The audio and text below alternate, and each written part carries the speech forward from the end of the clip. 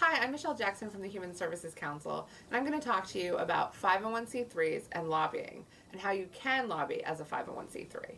So your 501c3 status is an IRS designation, and a lot of nonprofits tend to think that that prohibits them from engaging in a lot of activity, when in fact it doesn't.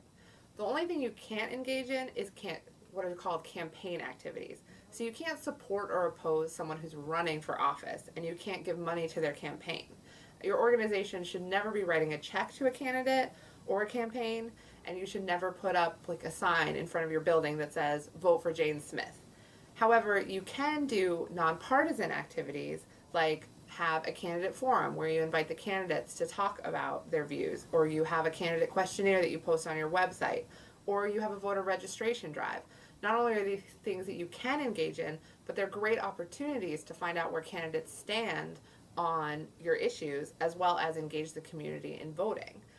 What you have to do if you do engage in those activities is make sure that you do them in a nonpartisan way, so that if you have a candidate forum, you're giving all the candidates the same opportunity to speak at the same time.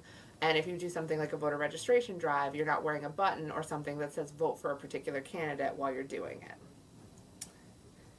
You can also work with elected officials even when they're running for office, as long as you do it as their position as an elected official, not as a candidate. So if you have a council member who's helped you fund a playground, you should absolutely invite them to the ribbon cutting ceremony. Maybe put up a plaque on the wall that thanks them for their work in helping get this playground.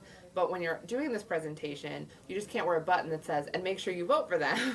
You just have to make sure that you're engaging them as an elected official and not as a candidate. Additionally, your 501c3 status allows you to engage in traditional lobbying activities like opposing or supporting legislation. The IRS does limit how much lobbying you can do, so you need to make sure you check the IRS guidelines to make sure that you're in compliance. For more information on lobbying, you can go to our website, www.humanservicescouncil.org.